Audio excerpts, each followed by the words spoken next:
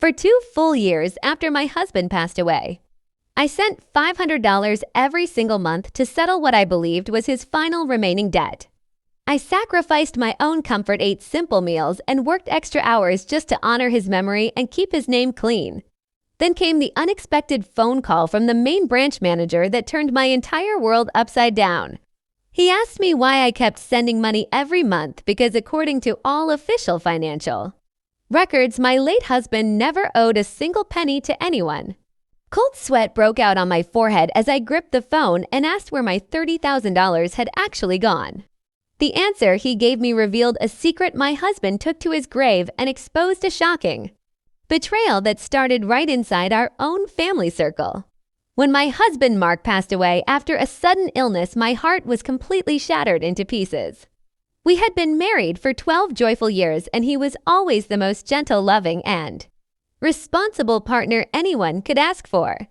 Shortly after the funeral, while I was still processing my overwhelming grief, his elder sister, Sarah, handed me a handwritten notebook that she claimed to have found inside Mark's personal desk.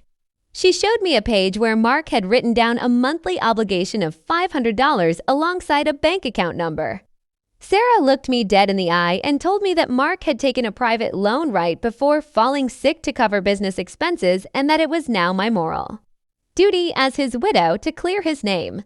I trusted her completely because she was his sister, and I loved Mark too much to ever let his reputation be tarnished. Every single month on the first day, without fail, I logged into my online banking and transferred $500 to that exact account. It was not easy for me because my salary as a high school teacher was modest and managing living costs on a single income was tough. I cut back on everything, including new clothes, vacations, and dining out just to make sure that payment went through on time. Whenever I felt tired or overwhelmed, I reminded myself that I was doing this out of love and respect for Mark. Sarah checked in on me every few months, always praising me for being such a dutiful widow and reminding me how proud Mark would be of my sacrifice. Everything changed on a cold Tuesday morning when I received an official phone call from the head fraud auditor at the central bank. The auditor explained that their automated security system had flagged a recurring monthly deposit of $500 going into a specific personal account for over 2 years without any matching loan agreement or debt contract on file. He politely asked if I was aware of these transactions and why I was sending funds under the label of debt repayment.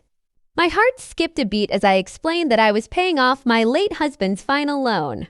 The auditor went completely silent for a moment before dropping a massive bombshell that left me breathless. He stated that Mark had never opened a loan account in his entire life and that his credit history was entirely spotless. When I demanded to know who owned the account that had been taking my hard-earned money for 24 long months, the bank manager hesitated due to privacy laws, but agreed to initiate an urgent internal investigation into potential fraud. I immediately drove to the bank office with all my transfer receipts and Mark's original paperwork.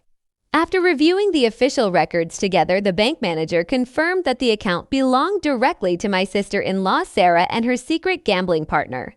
Sarah had forged the entry in Mark's notebook right after his death, knowing I would never question a debt attached to his name.